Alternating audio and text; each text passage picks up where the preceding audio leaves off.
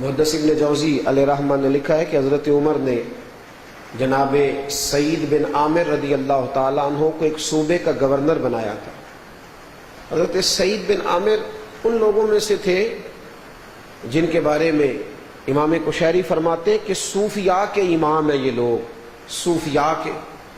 ان لوگوں سے لوگوں نے بڑی خیر حاصل کی۔ حضرت سعید بن عامر بڑے تقوی والے صحابی اور بڑا عبادت گزار مزاج رکھتے تھے۔ حضرت عمر نے گورنر بنایا۔ میری باتوں کی سمجھ تو آ رہی ہے نا آپ حضرات؟ اس لیے نہیں پوچھ رہا کہ آپ کمزور ہیں، کچھ لوگ ایسے ہوتے ہیں جو سمجھا بھی نہیں نہ پاتے۔ میری کوشش تو ہے کہ میں کچھ آپ کو سمجھا پاؤں۔ دعا فرمائے اللہ بس اپنی رضا والی بات کرنے کی توفیق عطا فرمائے۔ میرے بھائی، حضرت سعید بن عامر رضی اللہ تعالیٰ عنہ کو گورنر بنا دیا۔ حضرت عمر کا مزاج تھا کہ گورنروں کو دیکھا بھی کرتے تھے وہ کیا کر رہے ہیں۔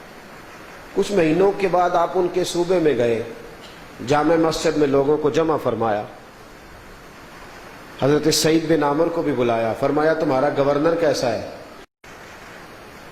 تو جمہوریت، اصل جمہوریت وہی تھی جو جناب عمر کے زمانے میں تھی۔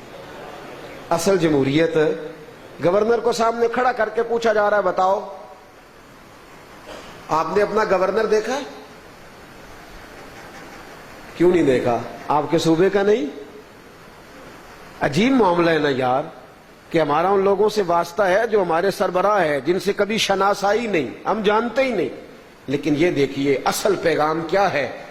حضرت سعید بن عامر رضی اللہ تعالیٰ عنہ جامع مسجد میں جمع کیا، اور میں یہ آپ کو فرشتوں کی کہانی نہیں سنا رہا، جنوں کی بات نہیں بتا رہا، یہ وہ والے لوگ ہیں جو میرے مصطفیٰ نے تیار فرمائے۔ الصحابہ النجوم، یہ وہ ہیں جن کی تربیت نبی پاک نے فرمائی ہے، جن کو حضور نے تیار کر کے دیا ہے۔ حضرت سیدنا سعید بن عامر رضی اللہ تعالیٰ عنہ کے سامنے کھڑا کر کے پوچھا حضرت عمر نے لوگوں سے بتاؤ، تو اصل جمہوریت تھی نا تو لوگ جھجکا نہیں کرتے تھے، ڈرا نہیں، کسی کو یہ نہیں پتا تھا کہ یہ ابھی ختم ہوگی پنچایت تو باہر جا کے گولی مار دی جائے گی، لوگ ڈرا نہیں کرتے تھے، انہیں پتا تھا کہ اصل ہے یہ سارا کچھ۔ جب پوچھا تو لوگ بول پڑے، کہنے لگے 4 شکایات ہیں گورنر صاحب کی۔ بتائیے، یہ سنیے گا ذرا شکایتیں کیا ہے۔ کہنے لگے پہلی شکایت یہ ہے کہ گورنر صاحب جب نئے نئے آئے تھے تو فجر کے بعد مسجد میں بیٹھ جاتے تھے، اس کا دل کرتا تھا کہ ملتا تھا۔ اب گورنر صاحب جماعت کے بعد گھر چلے جاتے ہیں اور 7-8 بجے آتے ہیں، ان کو چاہیے فجر کے بعد بیٹھے ہماری بات سنیں۔ اللہ اکبر، یہ آپ کونسلر کو نہیں کہہ سکتے، اس کو نہیں آپ یہ کہہ سکتے کہ بھائی ہر وقت سنا کرو، نہیں سنتا وہ، کہتے ہیں میں کونسلر ہوں تم کون ہوتے، اور باقی تو سارے بڑے ہیں نا اس سے، اور کسی کی ہم کیا بات کریں۔ حضرت سعید بن عامر کے بارے میں کہا حضور یہ، اور دوسری شکایت یہ ہے کہ یہ صرف دن کو ملتے ہیں، رات کو ملتے ہی نہیں۔ اور تیسری شکایت ہمیں حضرت سعید بن عامر سے یہ ہے کہ ہفتے میں ایک دن ملاقات ہی نہیں کرتے۔ چوتھی شکایت یہ ہے کہ کبھی کبھی رونے لگتے، روتے روتے بے ہوش ہو جاتے۔ حضور کسی سمجھدار اور زیرک آدمی کو ہونا چاہیے، دیوانہ سا آدمی آپ نے دے دیا ہے جو اچانک رونے لگتا ہے اور بے ہوش ہی ہو جاتا ہے۔ حضرت عمر نے توجہ فرمائی کہ سعید تمہاری شکایات۔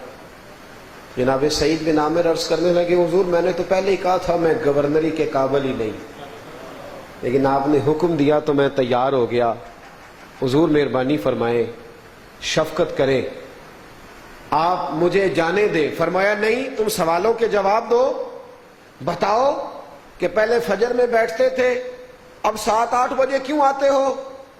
کہنے لگے حضور میرا راز تھا میرے اللہ کے ساتھ، اگر آپ نے بڑی بزم میں کھولنا چاہا ہے تو میں عرض کر دیتا ہوں کہ حضور میری بیوی بیمار ہو گئی ہے، میں غریب آدمی ہوں، نوکر افورڈ نہیں کر سکتا۔ یہ گورنر صاحب کہہ رہے ہیں میں نوکر رکھنے کی پوزیشن میں نہیں ہوں، حضرت جی فجر پڑھ کے گھر جاتا ہوں، بیوی دونوں ٹانگوں سے معذور ہے، پہلے گھر میں جھاڑو دیتا ہوں،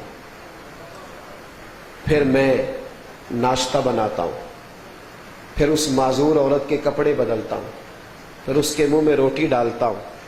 30 سال اس نے میری نوکری کی ہے، اب بیماری میں اسے چھوڑ جاؤں تو وفاداری تو نہیں۔ تو حضور واپس آتے مجھے 7-8 کا وقت، اشراق چاشت کا وقت ہو جاتا ہے، تو یہ میری مجبوری ہے۔ حضرت سیدنا عمر فاروق فرماتے ہیں پہلا جواب ہی لوگوں نے سنا تو گردنیں جھک گئی۔ کہا جناب دوسرا سوال یہ ہے کہ ہفتے میں ایک دن ملتے ہی نہیں۔ تو حضرت سعید بن عامر کہنے لگے حضور میں نے کہا تھا نا میرا میرے رب سے راز ہے، راز ہی رہتا تو اچھا تھا، لیکن آپ نے پوچھا ہے تو حضور جوڑا میرے پاس ایک ہی ہے، میں غریب آدمی ہوں سوال نہیں کر سکتا، میری جو تنخواہ ہے اس میں چولہا بڑی مشکل سے جلتا ہے، ہفتے میں ایک دن نا اپنے کپڑے دھو کے خشک ہونے کو ڈالتا ہوں، تو بیوی کے پاس 2 جوڑے ہیں اس کا ایک لباس پہن کے بیٹھا رہتا ہوں۔